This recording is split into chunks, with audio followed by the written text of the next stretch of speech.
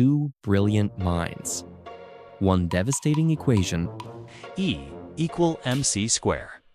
but when humanity's deadliest weapon was being born, only one of them chose to walk away.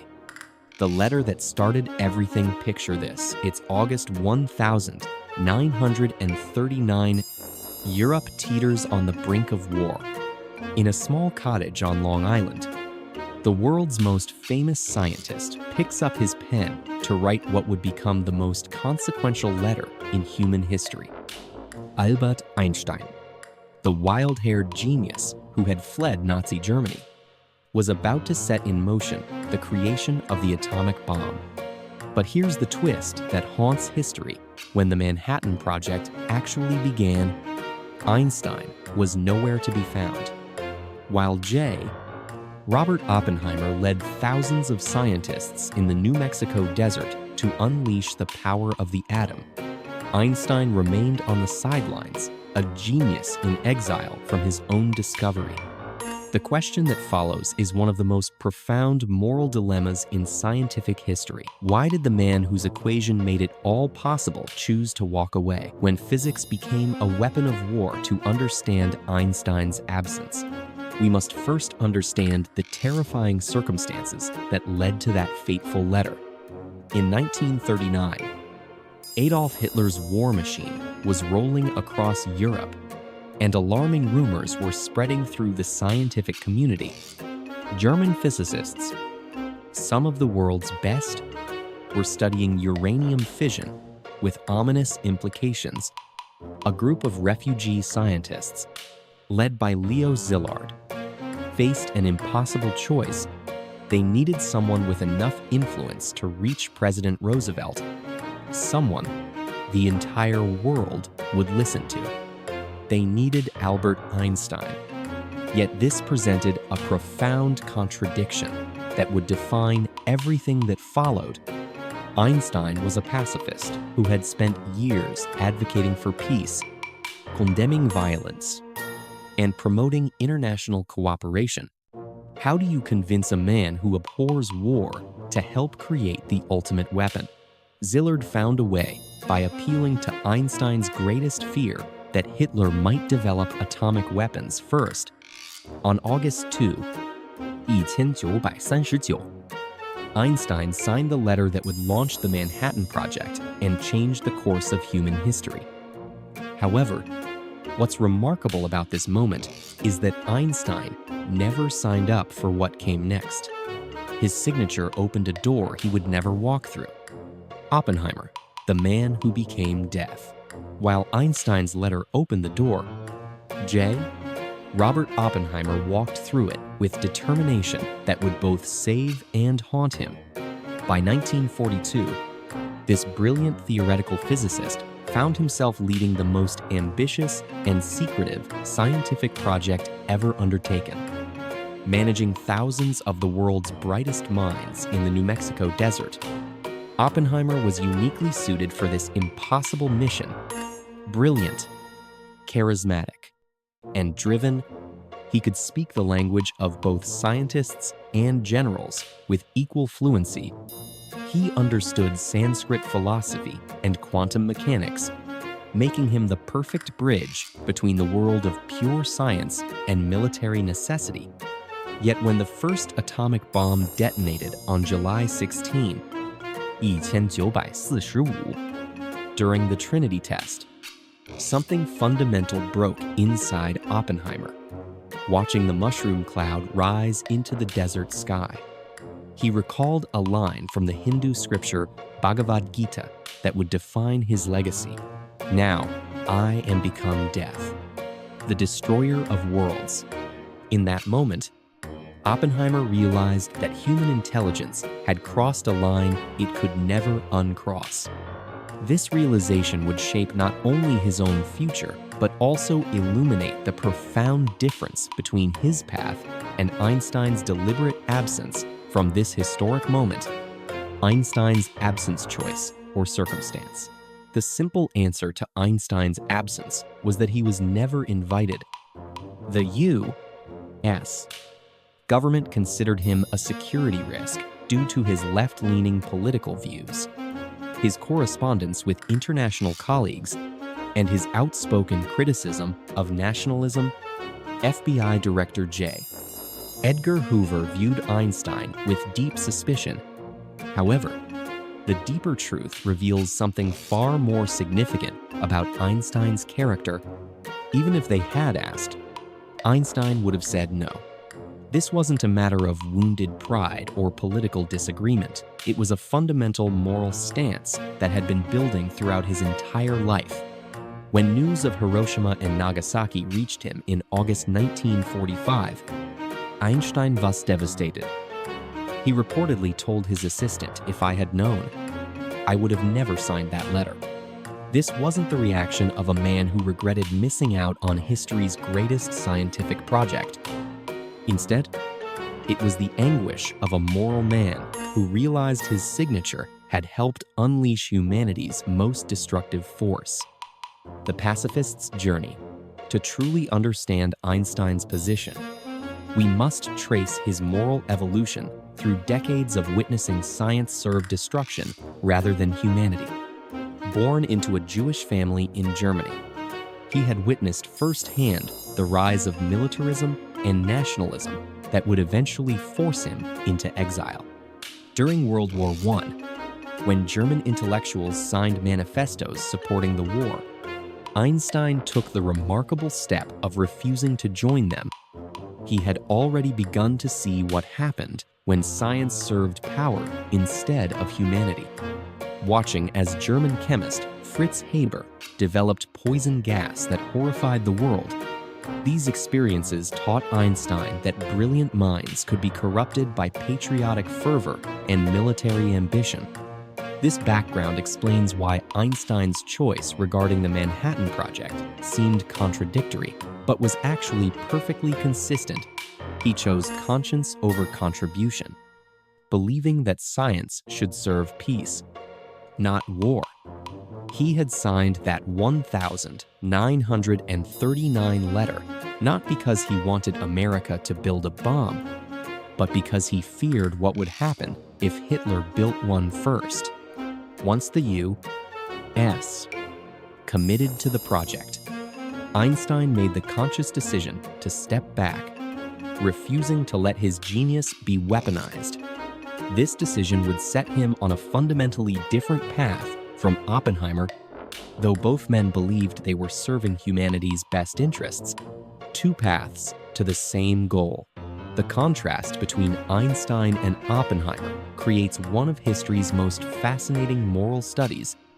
Both men genuinely believed they were serving humanity, yet they had radically different ideas about how to achieve that goal, leading them down paths that would define their legacies in opposing ways. Oppenheimer's approach was fundamentally utilitarian. He believed they should build the bomb quickly to end the war decisively, potentially saving millions of lives that would be lost in a prolonged Pacific campaign. His logic suggested that creating something so terrible would ensure humanity would never dare use such weapons again. This thinking drove him to embrace the moral complexity of directing humanity's most destructive project. Einstein's approach, in contrast, was that of a moral absolutist who believed some lines should never be crossed, regardless of the consequences. He understood that the moment you create ultimate destruction, you fundamentally change the relationship between science and civilization.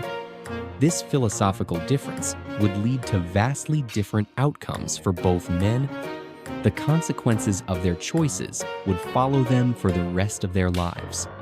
Oppenheimer spent his remaining years haunted by what he had created, eventually becoming a vocal advocate for nuclear disarmament, only to be stripped of his security clearance during the Red Scare of the 1950 seconds. Einstein, meanwhile, lived with the knowledge that his equation had made it all possible, dedicating his final years to advocating for nuclear abolition and world government. The scientist's responsibility. What makes this story profoundly relevant today is how it forces us to confront the moral responsibility that comes with knowledge. Einstein's refusal to help Oppenheimer stemmed from his understanding of something that many scientists struggle with even today. Once you create knowledge, you cannot control how it will be used. This principle extends far beyond nuclear physics. The same physics that powers peaceful nuclear reactors also enables nuclear weapons. The same genetics that cures diseases can create biological weapons. The same artificial intelligence that revolutionizes medicine could revolutionize warfare. Einstein grasped this moral hazard with stunning clarity. In a 1946 interview, Einstein articulated his deepest concern. The unleashed power of the atom has changed everything except our way of thinking. His real fear wasn't the bomb itself, but humanity's readiness to use such power responsibly. He didn't trust governments, militaries, or even well-meaning scientists to make life and death decisions for the entire species. This understanding shaped Einstein's conviction that some forms of scientific knowledge required not just technical expertise, but moral wisdom that humanity had not yet developed. His absence from Los Alamos was therefore not a retreat from responsibility, but an acceptance of a different kind of responsibility entirely. The legacy of saying no Einstein's refusal to join the Manhattan Project wasn't passive resistance, but rather active moral leadership that would define the remainder of his public life. After the war, he became one of the most prominent voices calling for nuclear disarmament and international control of atomic weapons. Using his scientific credibility to advocate for political solutions, he helped found the Emergency Committee of Atomic Scientists, declaring a new type of thinking is essential if mankind is to survive and move toward higher levels. This work represented Einstein's alternative vision for how scientists should respond to the awesome power they had helped unleash, while Oppenheimer had given humanity the power to destroy itself. Einstein dedicated his remaining years to ensuring humanity would choose not to use that power.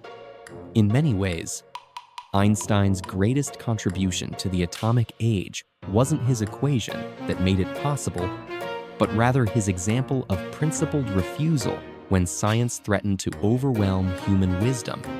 The question that haunts us today, as we grapple with new technologies that could reshape or destroy civilization, artificial intelligence, genetic engineering, quantum computing, Einstein's choice becomes more relevant than ever. His story forces us to confront an enduring dilemma that every generation of scientists must face should brilliant minds step back from dangerous research, even if that means leaving it to others with fewer scruples. Or should they engage directly, hoping to guide development in ethical directions? These questions have no easy answers, but the contrasting examples of Einstein and Oppenheimer offer profound insights into both approaches. Einstein and Oppenheimer embodied these two philosophies completely. Oppenheimer believed that participation was the price of influence. You couldn't shape what you refused to touch. Einstein believed that some forms of knowledge were too dangerous to pursue, regardless of who might pursue them instead. Both approaches carried serious risks and potential benefits that continue to resonate today. The wisdom of walking away. Perhaps Einstein's greatest insight was recognizing that not every problem needs a scientific solution. Some challenges, like preventing nuclear war, require moral and political solutions rather than technical ones. This understanding guided his decision to remain absent from the Manhattan Project while working tirelessly for international cooperation afterward. Einstein didn't help build the atomic bomb because he understood that the real danger wasn't Germany getting the bomb first, it was humanity getting the bomb at all. His equation, E 等于 mc 的平方 had revealed the fundamental relationship between matter and energy, but his choice to step away from Los Alamos revealed something even more fundamental about the relationship between knowledge and wisdom. This distinction between technical capability and moral wisdom remains one of Einstein's most important legacies. He recognized that human cleverness had far outpaced human wisdom, and that this gap posed the greatest threat to civilization's survival. His response was to champion the development of wisdom, rather than contribute to the acceleration of potentially destructive knowledge. The choice that defines us, Einstein once observed, "Try not to become a person of success, but rather try to become a person of value." This philosophy perfectly captures the choice he made regarding the Manhattan Project.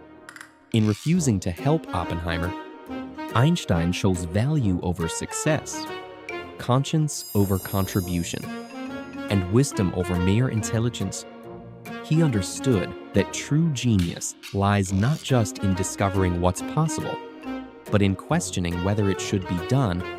This insight becomes increasingly crucial as scientific and technological capabilities continue to expand at an unprecedented pace, often outstripping our ability to predict or control their consequences. As we stand at the threshold of new scientific revolutions that could reshape human civilization, Einstein's choice echoes across the decades with urgent relevance. His example challenges every scientist, policymaker, and citizen to ask the fundamental question: will we have the wisdom to walk away from our own cleverness when conscience demands it? The answer to that question may well determine whether humanity has a future worthy of its intelligence.